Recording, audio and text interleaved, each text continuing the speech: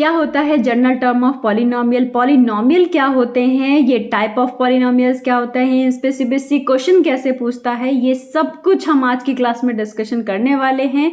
Hello everyone, कैसे हैं आप सभी लोग। मेरा नाम है नेहा दीक्षित। आई होप सब बढ़िया होंगे। और मैं यहाँ पर करा रही हूँ सीबीएसई 10th क्लास मैथ्स का कंप्लीट सिलेबस, जहाँ पर मैंने अपना फर्स्ट चैप्टर ऑलरेडी कंप्लीट करा दिया है, बहुत ही डिटेल में पढ़ाया है। अगर आपने अभी तक नहीं देखा है तो उसको देखें। और यहाँ पर मैं आज से शुरू कर रही हूँ अपना second chapter which is polynomial की ये हमारी इंट्रोडक्शन क्लास होगी। और अगर आपने अभी तक हमारे चैनल को सब्सक्राइब नहीं किया है तो फटाफट से सब्सक्राइब कर लें और बेल आइकन को भी प्रेस कर लें, जिससे हमारे लेटेस्ट अपडेट आपको मिलते रहें और आपकी तैयारी में कोई भी रुकावट ना होने पाए। क्योंकि जब भी हम अपनी कोई प्रिपरेशन करते हैं उसको प्रिपरेशन अच्छे से करना सो इम्पॉर्टेंट, बट उससे भी ज़्यादा इम्पॉर्टेंट क्या है, अपनी प्रिपरेशन को कंटिन्यू करना। कोई भी काम करिए आप, एक दिन कर लिया, 2 दिन कर लिया, ऐसे काम बढ़ता नहीं है, काम अच्छा नहीं होता, हम उसमें अच्छे नहीं होते। हमको रेगुलर करना पड़ेगा, उसमें रेगुलर मेहनत करनी पड़ेगी, तब हम अच्छे बनेंगे। तो इसलिए आपको पढ़ाई भी करनी है तो आपको पढ़ाई भी रेगुलर करनी है। बड़ी थोड़ा थोड़ा कर सकते हैं आप, एक डेली 4 आवर्स अगर कंटिन्यू पढ़ रहे हैं तो हो सकता है किसी दिन कोई प्रॉब्लम आ जाए, कुछ भी हो जाए, तो आप 1 घंटा एटलीस्ट उस दिन भी पढ़ें। यानी चैप्टर और सेकंड चैप्टर का पहला क्लास है, इंट्रोडक्शन क्लास होगा। डिटेल में समझेंगे कि हमारा पॉलिनोमियल क्या होता है, पॉलिनोमियल कैसे, पॉलिनोमियल वर्ड का मतलब क्या होता है, सब कुछ पढ़ेंगे। ठीक है, तो आप लास्ट तक बने रहें हमारे क्लास में। और मैं आपको बता दूं कि जब भी आप बोर्ड एग्ज़ाम की प्रिपरेशन कर रहे हो तो एक अपना टारगेट फिक्स रखिए कि आपको किस टाइम तक आपको चैप्टर फिनिश कर लेना है, ये एक चैप्टर हर एक सब्जेक्ट में। और हर एक सब्जेक्ट में चैप्टर फिनिश करने के साथ साथ आप प्रैक्टिस क्वेश्चंस भी देखिए। प्रैक्टिस क्वेश्चंस कैसे, जो सीबीएसई में प्रीवियस क्लास में पूछा है, कैसे सीबीएसई प्रीवियस क्लास में क्वेश्चन पूछता है, वो भी आपको सोल्यूशन करने। मैं यहाँ पर मैथ्स के लिए आपको फ्री कर देती हूँ, क्योंकि मैथ्स की सारी प्रैक्टिस मैं आपको कराऊंगी।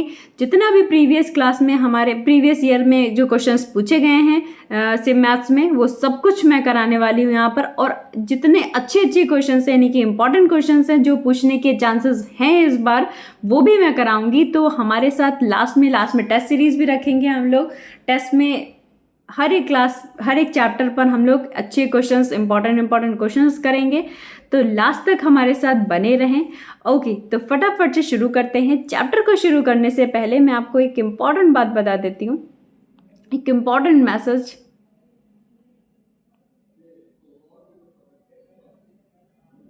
ओके, इम्पॉर्टेंट मैसेज आज का हमारा ये है, either you run the day और द डे रन्स यू। अब ये क्या बात हुई, either you run the day, या तो तुम दिन को चला लो या दिन तुम्हें चलाएगा। इसका मतलब क्या हुआ, चलाता है क्या दिन तो हमको नहीं चलाता है, दिन चलाता है या तुम दिन को चलाते हैं, ऐसा तो कुछ नहीं होता। यहाँ पर चलाने का मतलब ये है कि जैसे कि एक दिन हुआ, अर्ली मॉर्निंग आप उठे और आपने अगर एक टारगेट फिक्स नहीं कर लिया कि आपको इस दिन में, एक आज का दिन है और आज के दिन में आपको ये चैप्टर फिनिश करने हैं, ये आपको सिलेबस कंप्लीट करना है, या जो भी आपका और भी कुछ भी वर्क आपने पर्टिकुलर डिसाइड कर लिया है कि आप इस दिन आप पूरा ये काम फिनिश कर लोगे, तो आपका फोकस होना चाहिए कि आप उस दिन वो काम फिनिश कर लो। ठीक है ना। अगर आपने ऐसे कुछ टारगेट डिसाइड नहीं किया कि आपको एक दिन में ये वर्क, ये काम कर लेना है, तो क्या होगा, तो ये होगा कि आप कुछ थोड़ा सा टाइम मिला, फिर आप यहाँ टीवी देख लिया, कुछ थोड़ा सा टाइम मिला तो आप मोबाइल देख लिए। तो ऐसे क्या होता है कि वो आपके कंट्रोल में नहीं होता है, वो हो रहा होता है। आप चाहते नहीं हो, आप चाहते तो हो, बोर्ड एग्जाम आने वाले हैं, टाइम जा रहा है, अभी मुझे पढ़ना है, जहाँ मन में ये चल रहा होता है, लेकिन हमारा मन नहीं मानता है कि यार थोड़ा सा मोबाइल देख लेते हैं, थोड़ा सा बस थोड़ा सा। तो इस तरीके से मोबाइल देख लिया, कभी कुछ हो गया, कभी दोस्त आ गए हैं तो उनके साथ जा रहे हैं, 5 मिनट के लिए गए थे, पता चला 1 घंटा कब बीत गया। तो ये होता है। इसका मतलब क्या है कि अगर आप दिन को नहीं चलाओगे, आप अपने अकॉर्डिंग सारे वर्क अपने डिसाइड नहीं करोगे, तो दिन आपको चलाएगा। मतलब ऐसे ही टाइम वेस्ट होता चला जाएगा और पूरा का पूरा दिन खराब होता चला जाएगा, यानी कि निकल जाएगा, टाइम निकल गया। तो ये होता है इसका मतलब। तो इसीलिए ऐसा ना हो कि दिन आपको चलाए, आप दिन को चलाएं। मतलब आप पहले से अपने टारगेट हर दिन का फिक्स रखिए कि क्या हमको करना है, और क्या, और रात में आपने सोने से पहले एक बार जरूर चेक करिए कि क्या मैंने आज का टारगेट कंप्लीट कर लिया है कि नहीं। अगर नहीं कंप्लीट किया तो कंप्लीट करके ही सोना है आपको। ओके, आई होप बात समझ में आ गई होगी आपको। चलते हैं हमारे इस चैप्टर के जो टॉपिक हमको पढ़ने हैं कि इस चैप्टर में कौन कौन से हमारे टॉपिक है वो देख लेते हैं। इस चैप्टर में पहला जो हमारा टॉपिक वो तो इंट्रोडक्शन होगा कि क्या होता है पॉलिनॉमियल, कैसे इसको हमें याद रखना है, क्या है इसके बारे में सब कुछ डिटेल में पढ़ेंगे। सेकंड है general form of polynomial, general form of polynomial क्या होता है।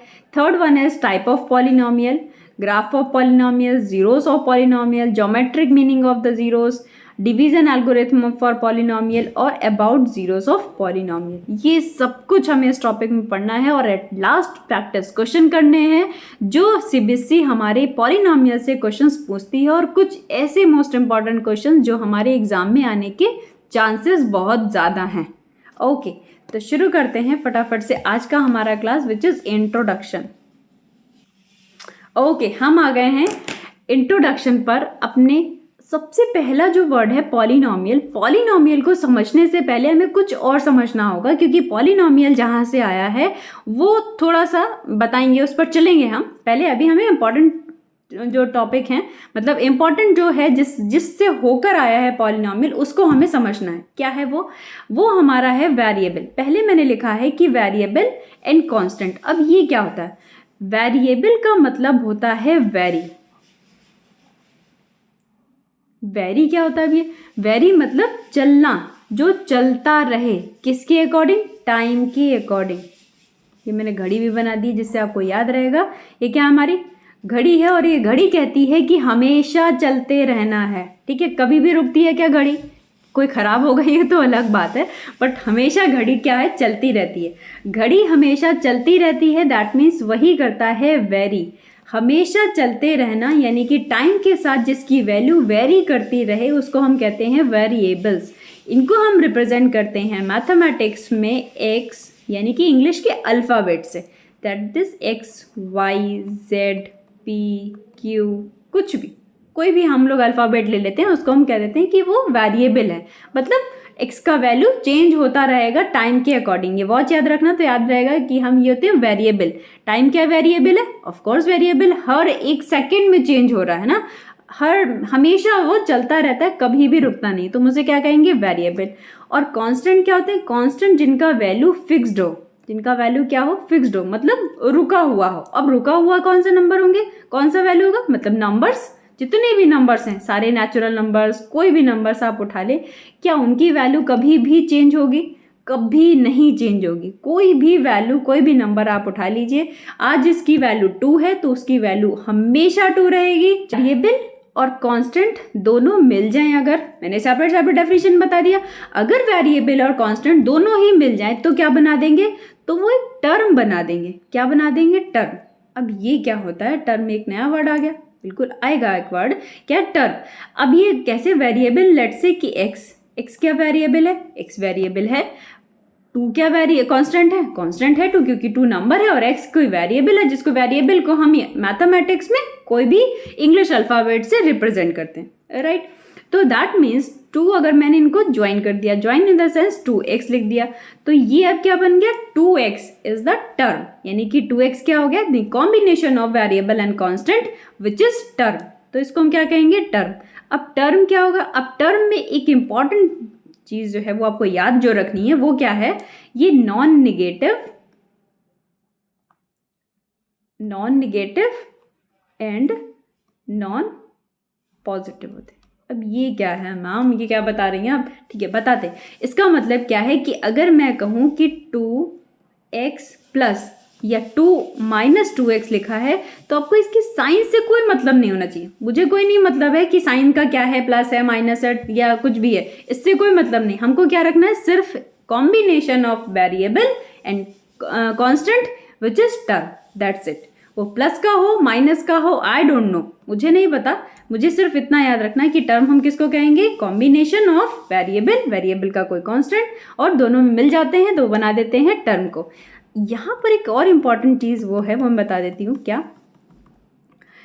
ये x एक टर्म है? ये वेरिएबल है? हाँ, सबको पता चल गया होगा ये इतनी देर में कि हाँ ये वेरिएबल तो है, तो ये क्या टर्म भी है? ये हाँ भाई टर्म भी है। मैम कैसे? अभी तो आपने कहा था कि वेरिएबल और कांस्टेंट मिलेंगे तब टर्म बनाएंगे, ये कैसे टर्म हो गया? बताते। देखो क्या है, x को हम कहेंगे 1 इंटू एक्स। नहीं लिख सकते क्या? लिख सकते हैं भाई। अगर हम 1 यानी कि कोई कांस्टेंट की वैल्यू और वेरिएबल को अगर 1 से मल्टीप्लाई कर दे, 1 से किसी की भी मल्टीप्लाई कर दे, कोई चेंज होता है क्या? मैं खुद की मल्टीप्लाई कर दूं मैं चेंज हो जाऊंगी? नहीं चेंज होंगी। तो दैट मीन्स क्या होगा कि x ही रहेगा। तो लेकिन ये जो हमारी डेफिनेशन टर्म की कंप्लीट नहीं कर दी क्या? देखो 1 कांस्टेंट, x वेरिएबल, दोनों मिल गए तो क्या बन गया? विच इज टर्म बन गए। अब टर्म बन गए तो मैंने अभी बताया क्या, जब टर्म मिल जाते हैं, टर्म कैसे बनता है? वेरिएबल और कांस्टेंट मिलकर, तो x क्या हो गया? टर्म हो गया, राइट? ओके। अब वेरिएबल और कांस्टेंट मिलकर टर्म बना दिया, तो टर्म मिलकर क्या बना देंगे? Algebraic expression. क्या बना देंगे? टर्म मिलकर, यानी कि टर्म्स मतलब ज्यादा टर्म्स, जैसे 2x plus 5y plus 3z, ये क्या बन गए? ये टर्म, पहला टर्म, दूसरा टर्म, तीसरा टर्म, ये तीनों टर्म मिलकर क्या बना दिए? इन्होंने बना दिया है अलजेब्रिक एक्सप्रेशन। इसको हम कहते हैं अलजेब्रिक एक्सप्रेशन। वेरिएबल मिला, कांस्टेंट मिला, टर्म बन गया, टर्म ढेर सारे मिल गए तो बन गए अलजेब्रिक एक्सप्रेशन। ठीक है, इतनी बात समझ में आ गई। अब ये अलजेब्रिक एक्सप्रेशन बन गया, ठीक है, ये और थोड़ा इंपॉर्टेंट है, इसके बारे में और देखते हैं। अलजेब्रिक एक्सप्रेशन तो बन गया, अब अलजेब्रिक एक्सप्रेशन किस तरीके का हो सकता है? बहुत सारे तरीके का हो सकता है। बहुत सारे तरीके का मतलब क्या हो सकता है कि वो ऐसे हो सकता है, 3x plus 5y plus 2z और 3x square plus 4y square, इस तरीके से हो सकता है। ये सारे के सारे क्या मैम अलजेब्रिक एक्सप्रेशन हैं? यस, ये सारे के सारे अलजेब्रिक एक्सप्रेशन हैं। कहीं भी वेरिएबल का कुछ भी पावर हो, कुछ भी पावर, माइनस भी हो सकता है, -2 लगा लो यहाँ पर, -3, कोई भी पावर हो सकता है, और कांस्टेंट और वेरिएबल मिलेगा तो टर्म्स बनेंगे, और ढेर सारे टर्म्स मिलकर बना देंगे algebraic expression. Okay ma'am, polynomial आया नहीं? आएगा, अभी पॉलिनॉमियल भी आएगा।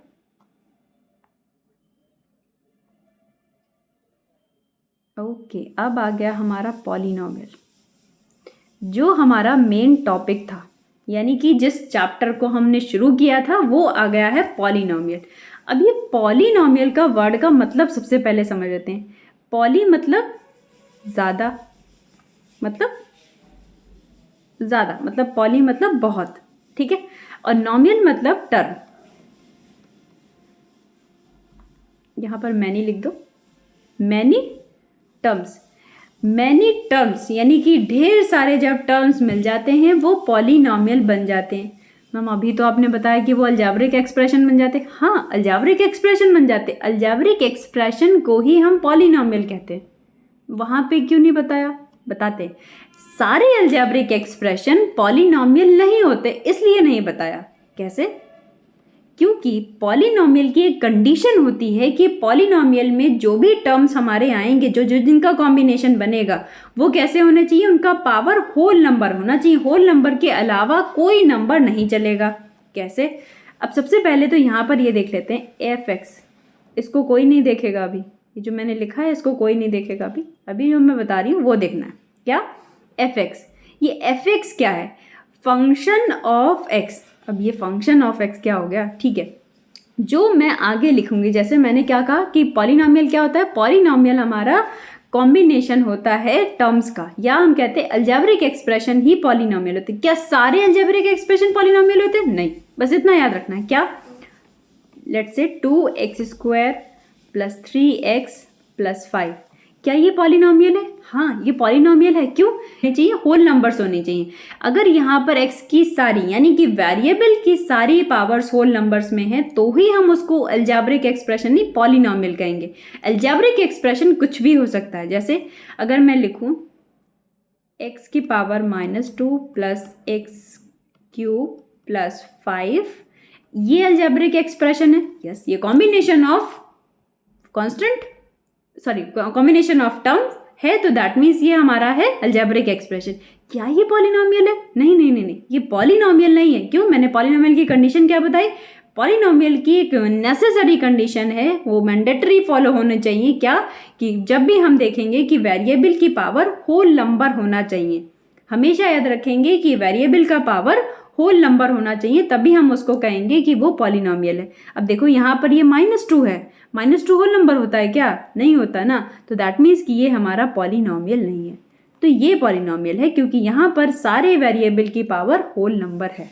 ठीक, अब ये एफ का क्या मतलब है? एफ एक रिप्रेजेंटेशन है जब हम पॉलिनॉमियल को रिप्रेजेंट करते हैं। एफ से, जी से, पी से, किसी से भी रिप्रेजेंट कर सकते हैं। बस इसका मतलब क्या है, एक्स जो यहाँ पर आगे एक्सप्रेशन लिखा होगा, जो अलजेब्रिक एक्सप्रेशन आगे लिखा होगा, वो इन टर्म्स ऑफ एक्स होगा।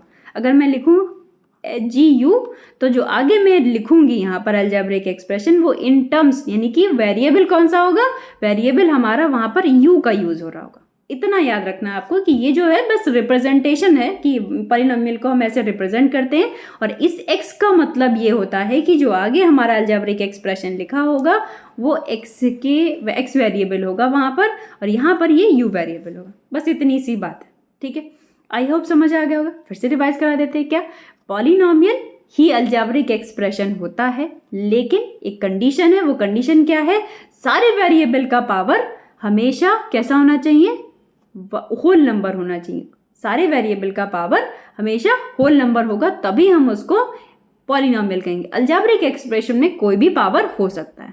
ठीक है, इतनी बात क्लियर है। एक चीज़ और समझ लेते हैं कि जो हमारा चैप्टर है उसमें हम पॉलिनॉमियल इन वन वेरिएबल पढ़ेंगे, ओनली वन। या तो यानी कि F X, let say F X is equals to सारा टर्म्स 2x² प्लस 3x, या gx या gu लिख लेते हैं, तो 5u प्लस 6।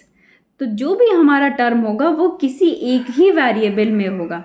सॉरी, जो भी हमारा अलजेब्रिक एक्सप्रेशन होगा, जो भी हमारा पॉलिनॉमियल होगा, वो सिर्फ एक ही वेरिएबल में होगा। हमको एक ही वेरिएबल में, ये हमारा सिलेबस में है, हम ये ऐसे नहीं पढ़ सकते 3y, ये 2 वेरिएबल में हो गया, एक x वेरिएबल एक y वेरिएबल, ऐसे हमारा सिलेबस में नहीं है। तो इसलिए हमें इसको नहीं पढ़ना, हमको पॉलिनॉमियल पढ़ना है ओनली वन वेरिएबल के लिए।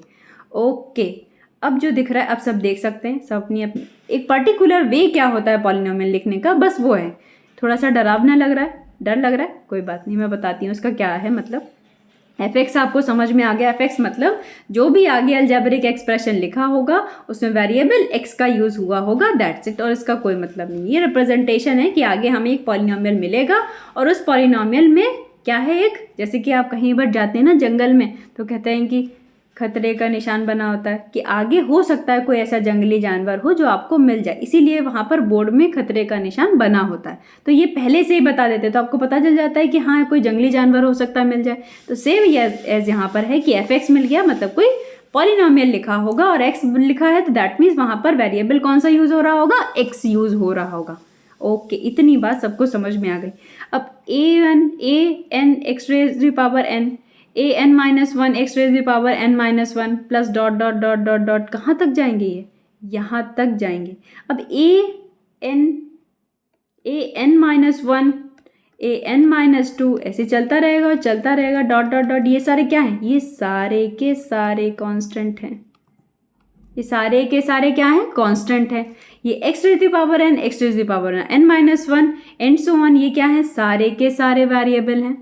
सारे के सारे क्या? एक ही तो वेरिएबल है, x ही तो वेरिएबल है। सारे के सारे वेरिएबल क्या होते हैं? पावर्स अलग हैं, दैट मीन्स उनके जो पावर है वो अलग है। n होता है कभी, जैसे कि मैंने अभी लिखा था, लेट्स से एग्जाम्पल लिख दे, तो 2x to the power 3 plus 4x to the power 2 plus 6x plus 5 and so on. ये जो हमारा एक पॉलिनॉमियल है, इसको मैं एफ एक्स करके लिख दूँ, तो यही तो है ये जनरल फॉर्म। देखो, ये constant x to the power 3, constant x to the power 2, ये वेरिएबल एक है x, और x वेरिएबल में हमारा सारे के सारे होल नंबर्स में है, जितने इनकी पावर है वो सारे होल नंबर्स में, दैट मीन्स ये पॉलिनॉमियल है। ठीक है, ये जनरल फॉर्म ऑफ पॉलिनॉमियल का एक एग्जाम्पल मैंने ऐसे दिया है, इसको ऐसे भी लिख सकते हैं। ठीक है, ओके, आई होप ये समझ आ गया होगा कि जनरल फॉर्म ऑफ पॉलिनॉमियल को हमें कैसे रिप्रेजेंट करना है। आगे चलते हैं, हमारा अपना नेक्स्ट टॉपिक जो है वो डिग्री ऑफ पॉलिनॉमियल। अब ये डिग्री ऑफ पॉलिनॉमियल क्या होता है? कुछ नहीं होता है, बहुत ही आसान, अभी पढ़ चुके हैं सब कुछ, वही है। क्या है वही? अब मैं एक पॉलिनॉमियल लिखूंगी,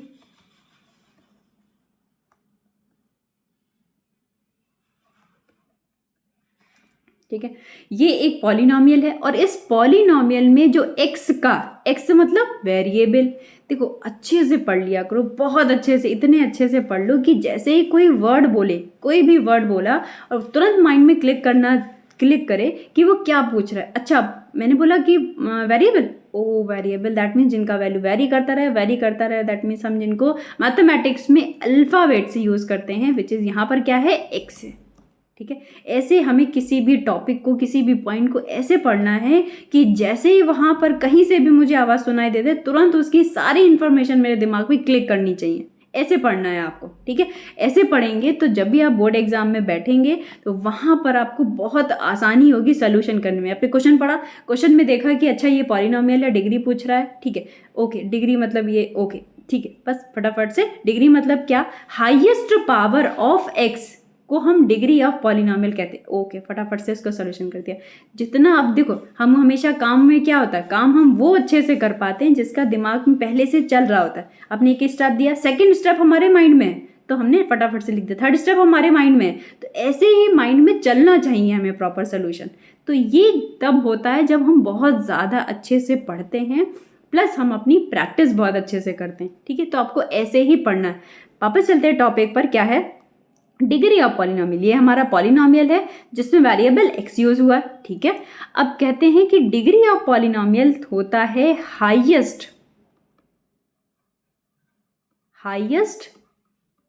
power of variable. Highest power क्या है, पावर मतलब क्या होता है, जो उसके सर पर लगा होता है, ठीक है। हाईएस्ट पावर मतलब क्या, जो वेरिएबल के सर पर लगा होता है उसको हम कहते हैं पावर, और पावर जिसका हाईएस्ट होता है वही हम कहते हैं उसको डिग्री।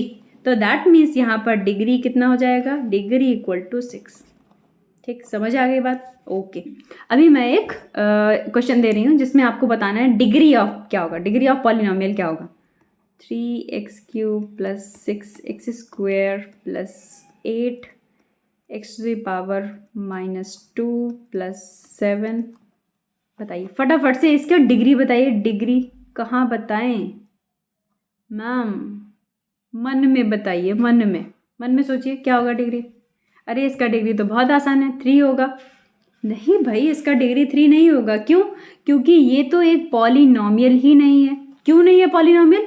क्योंकि मैंने अभी भी बताया पॉलिनोमियल की कंडीशन क्या है। पॉलिनोमियल की कंडीशन ये है कि जितना भी वेरिएबल है, जो भी वेरिएबल है, एक्स वेरिएबल है यहाँ पर, और एक्स की जितनी पावर है उनको हमें क्या करना है, उनको जो नंबर है वो नंबर हमें होल नंबर चाहिए, तब हम उसको कहेंगे पॉलिनोमियल। यहाँ तो होल नंबर ही नहीं है तो डिग्री कहाँ से हो गया, ठीक है ना। जब ये पावर, ये -2 क्या होल नंबर है? नहीं है, तो दैट मीन्स ये पॉलिनोमियल ही नहीं होगा, तो डिग्री कैसा होगा? अच्छा, तो उसका डिग्री भी नहीं होगा, पॉलिनोमियल होगा तो ही डिग्री होगा। तो नेक्स्ट क्वेश्चन देखते हैं।